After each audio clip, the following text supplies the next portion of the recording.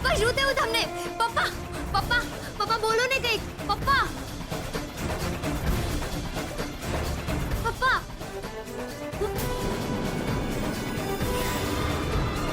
પપ્પા પપ્પા શું કહેવા માંગો છો? પપ્પા મને કઈ નથી સમજાતું. પપ્પા ત્યાં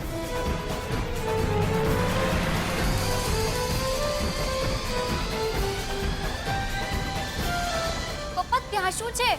પપ્પા કઈ સમજાતું નથી.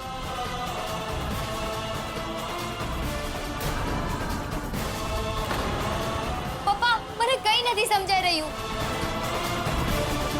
મોહન બેટા, દીકરા તને શું થયું છે? મોહન મોહન મોહન મોહન બેટા, શું થાય છે તને? કે ને મને. અરે તું જોઈ શું રહી છો? કંઈક કર ને. મોહન બેટા, તારી માં તારી સામે ઊભી છે. બોલ બેટા, શું કેવું છે? બોલ બોલ. બોલો ને પપ્પા. પપ્પા બોલો ને કંઈક. પપ્પા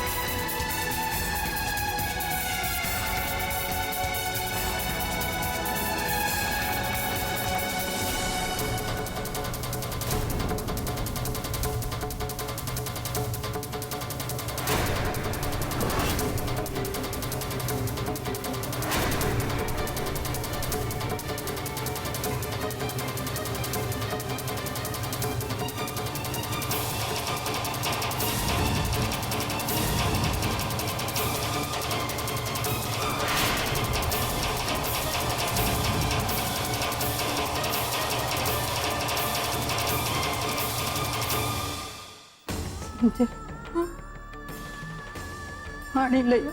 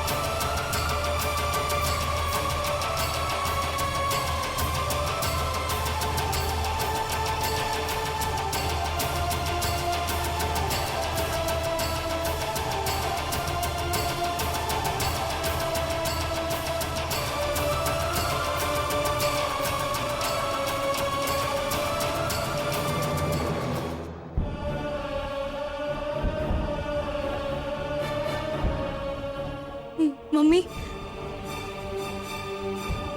ડબ્બામાંથી 5 લાખ ચોરાઈ ગયા.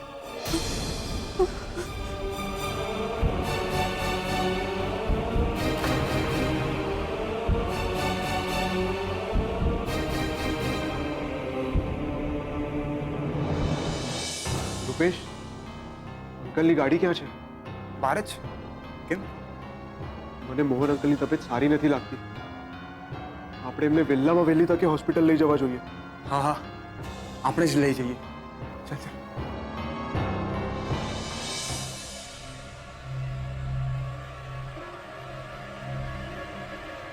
પપ્પા, મેં દીનુ કાકાને જોયા. હવે દીનુ કાકા વાળી જો મોહનભાઈ બેભાન થઈ ગયા છે, એમને હોસ્પિટલ લઈ જાય છે. બેભાન કેવી રીતે થયા? મને શું ખબર, જઈને પૂછ મોહનભાઈને જ. તો હવે આપણે શું કરવું છે?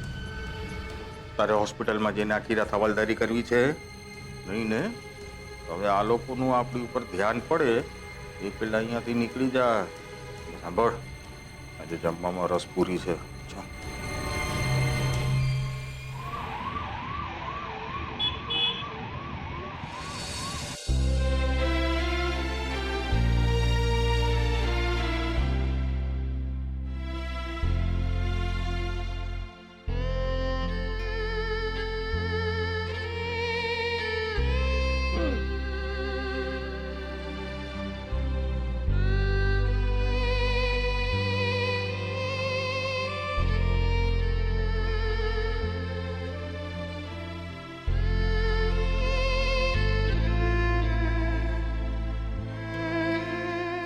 કિંજલ, રડ નહીં પ્લીઝ.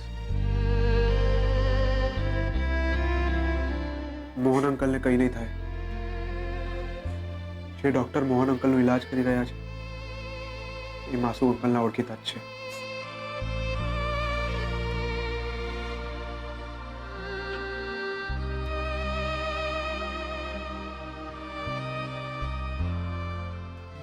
મોહન ભટ્ટના પરિવારનું અહીંયા કોણ છે?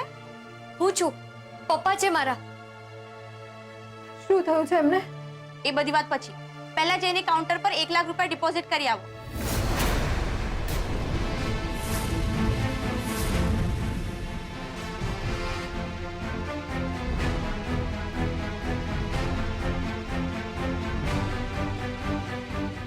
એક લાખ? પણ કેમ? હોસ્પિટલની પોલિસી છે. પછી જ ટ્રીટમેન્ટ સ્ટાર્ટ થશે. 1 લાખ? 5 લાખ રૂપિયાની તો ઘરમાંથી ચોરી થઈ ગઈ છે. 1 લાખ આપણે ક્યાંથી લાવીશું કિંજલ?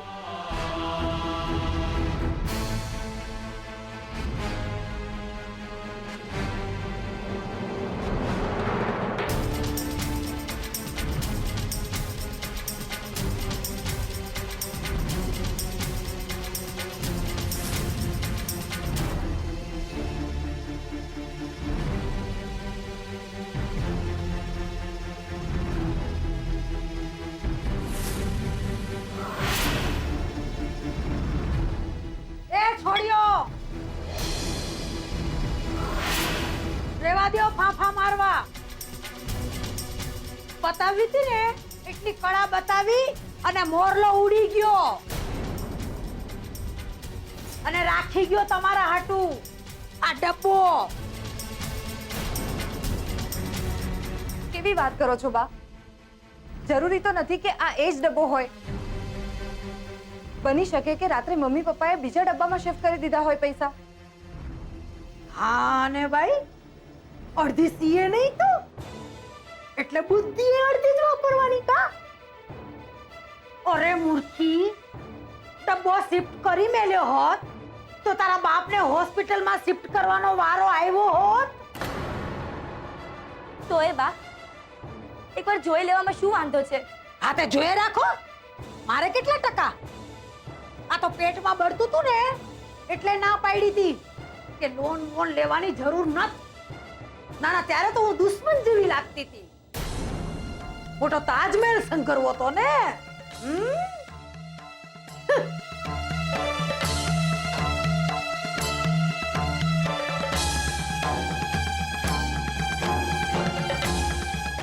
બાપટ છે ને સેજલ દીદી, હદ છે. બડબડ કરતા હોય છે. તો કરવા દે ને બળબડ. અહીંયા કોને ફરક પડે છે? વિચારવાની વાત તો એ છે કે ઘરમાંથી કોણ ચોરી કરી જાય. 1 મિનિટ. રાહુલભાઈ, એમના સિવાય બીજું કોણ હોઈ શકે? પેલા કાકીની 50,000ની વીટીઓ ચોરી અને હવે આપણા ઘરમાંથી 5 લાખ. શું? રાહુલે 5 લાખની ચોરી કરી? ના ના, એ તો અમે જસ્ટ એમ જ ડિસ્કસ કરતા હતા કે ઘરમાંથી કોણ ચોરી શકે પૈસા. પણ આટલી મોટી રકમ ઘરમાં રાખવાની શી જરૂર હતી?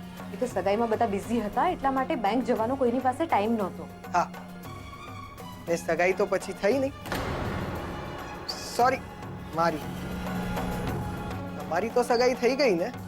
1 મિનિટ સુશાંત જીજુ, તમે કહેવા શું માંગો છો? ઘરમાં ચોરી થઈ જશે, મારા પપ્પાની તબિયત બગડી જશે, આની અમને ખબર હતી? આ પરિસ્થિતિમાં તમને તમારી સગાઈનો વિચાર આવે છે? પપ્પાની તબિયત તો નહીં?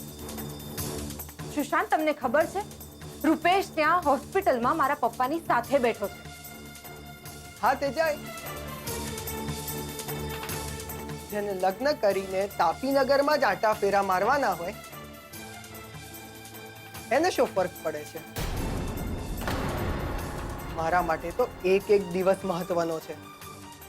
ખબર નહીં ક્યારે તમારા પપ્પા સાજા થશે અને ક્યારે મારી સગાઈનું મુહૂર્ત આવશે. એક કામ કરો સુશાંત જીજુ, તમે અત્યારે જ હોસ્પિટલ જતા રહ્યો અને કિંજલની આંગળીમાં વીંટી પહેરાવી દો, એટલે વાર્તા પૂરી થાય.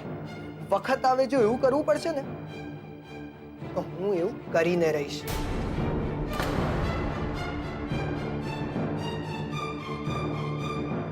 આ માણસ છે, નોનસેન્સ.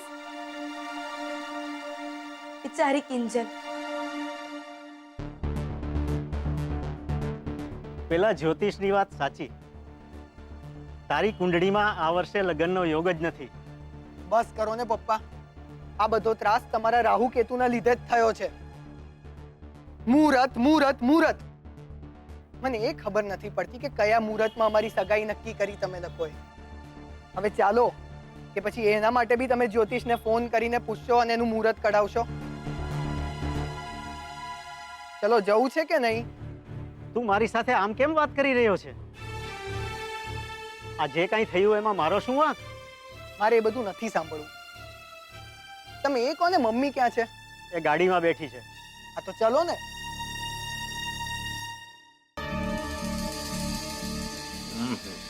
વાવ બસ ભાઈ વાહ વાહ. હું શું કહું છું રાઘવભાઈ, તમારા મોહનભાઈને હોસ્પિટલમાં લઈ ગયા તો તમારા ગળેથી આ કોળીઓ ઉતરે છે? નો ઉતરવો જોઈએ કા ભાઈ હોસ્પિટલમાં ને હું આમ હે હવે એડોટ થવાનું રહેવા દે ને. જા અંદર અને ઓલા રસમાં આપણે ખોટી ગિલોડી નાખેલી ને એ રસ લઈ આવ અને એ પેલી 10,000 વાળી મીઠાઈ પણ લાવજે. હા વાહ વાહ. હું શું કહું છું તમને કે આવું ખોટું કર્યું તમે, એમની તમને ડર નથી લાગતો? બસ જાને ડરવાળી. જા જા અને એ સાંભળ, આ રસ અને મીઠાઈ પછી બજારમાં જઈને વેચી આવજે. હિસાબ લઈશો તારી પાસેથી. જા.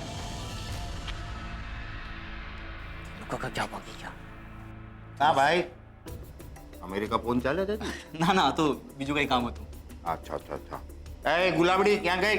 એક હા એ ગુલાબ, રાહુલભાઈ માટે થાળી લઈ આવ અને મારી માટે 4-5 વાટકા રસ લઈ આવ. ચાલ. હા હા લાવા. હા લાવા લાવા જલ્દી જા. રાહુલિયા રસ લે બેટા. હા હા હા, સીઝનનો પીળો રસ જલસા પડી ગયા જલસા. વાહ વાહ વાહ વાહ. હવે જલ્દી લાય.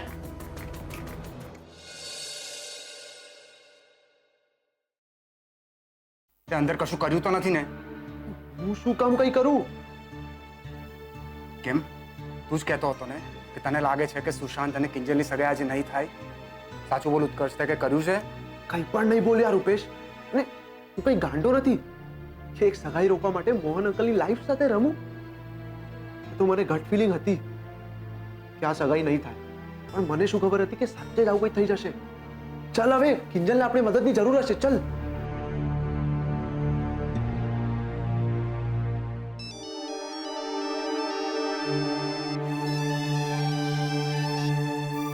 એ લોકો પૂરા 1 લાખ રૂપિયાની ડિપોઝિટ માંગી રહ્યા છે, તે પણ હમણાં જ. ને જ્યાં સુધી પૈસા નહીં આપે ત્યાં સુધી એ લોકો પપ્પાનો ઈલાજ પણ શરૂ નહીં કરે. એ લોકો એવું કઈ રીતે કરી શકે? એ લોકોમાં માણસાઈ જો કઈ છે કે નહીં? એ બધું જવા દે. તું મને એમ કે પૈસા મળ્યા? ના કિંજલ, અમે ઘરનો દરેક ખૂણો શોધી કાઢ્યો, પૈસા ક્યાંય જ નથી. ઓ નો, અત્યારે રૂપેશ પાસે પણ એનું ડેબિટ કાર્ડ નથી. નહીતર એ પણ આપણને પૈસાની કંઈક મદદ કરી શક્યો હોત. મને બહુ ટેન્શન થઈ રહ્યું છે કિંજલ. હા, ખબર નહીં આપણે પપ્પાના ઈલાજ માટે પૈસા ક્યાંથી અરેન્જ કરશું. કિંજલ બેટા, પૈસા ઓલરેડી ભરાઈ ગયા છે.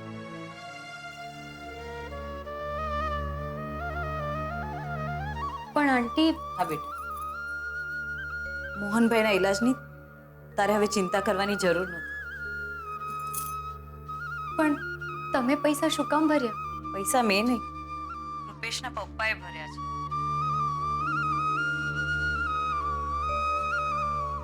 અને એમને જરા કામથી બહાર જવાનું થયું એટલે અહીં આવી નથી શક્યા. એ બદલ હું નહીં નહીં આંટી, તમે શું કામ સોરી કહો? ને રહી વાત પૈસાની, તો અમારાથી આ પૈસા ના લેવાય. હલો કિંજલ, કિંજલ, ને હું પૈસા મેનેજ કરી લઈશ. અરે ક્યાંથી મેનેજ કરી લઈશ બેટા? હજી હમણાં જ ઘરમાં 5 લાખ રૂપિયાની ચોરી થઈ છે. અને પાછી તમારી દુકાન પણ તો ઠીક ઠીક જ ચાલે છે.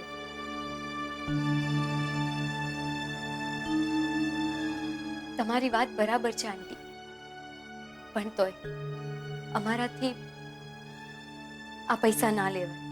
તો ઉધાર સમજીને રાખી લો.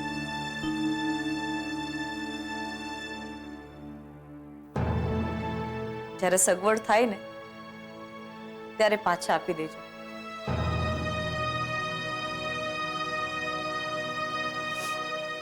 ને આમ પણ રૂપેશના પપ્પા મને કહીને ગયા છે કે પૈસાના લીધે મોહનભાઈનો ઈલાજ ના અટકવો જોઈએ.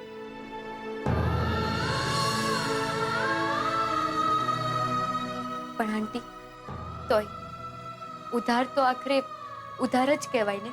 એ તો એટલે કે તું આ પૈસા ઉધાર સમજીને લે છે.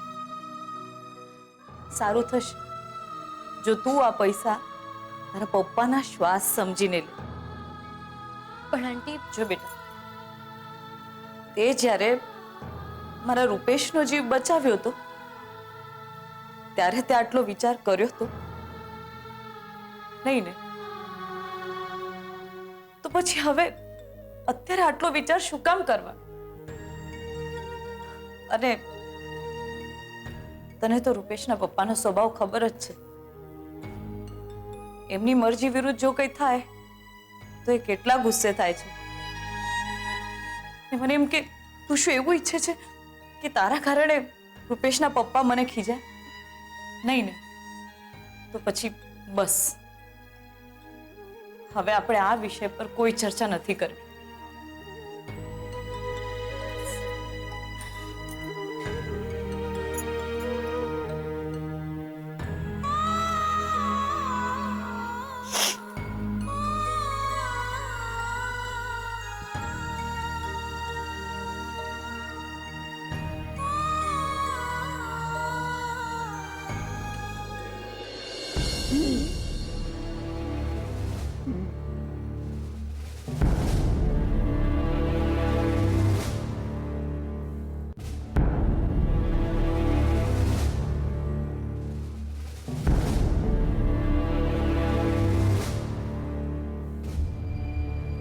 સિસ્ટર, દર અડધા કલાકે મોહનભાઈનું બીપી ચેક કરવાનું છે, અને જો કોઈ મૂવમેન્ટ થાય યુઝ્યુઅલ કે અનયુઝ્યુઅલ મને ઇન્ફોર્મ કરો. ઓકે ડૉક્ટર જૈન, એ બધું જે હોય તે, પણ મોહન અંકલના ઈલાજમાં કોઈ કચાશ રાખતા નહીં.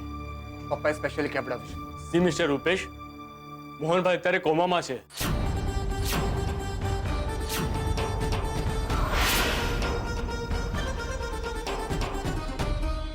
બધું સ્પેસિફાઈ કરીને કહું તો મોહનભાઈની અત્યારે જે કન્ડિશન છે એને અમે મેડિકલ ટર્મ્સમાં બ્રેન સ્ટ્રોક કહીએ છીએ.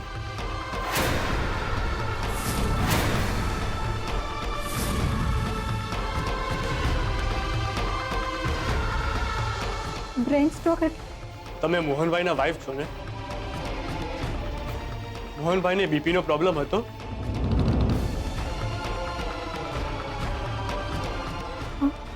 તો એ દવા રેગ્યુલર લેતા હતા?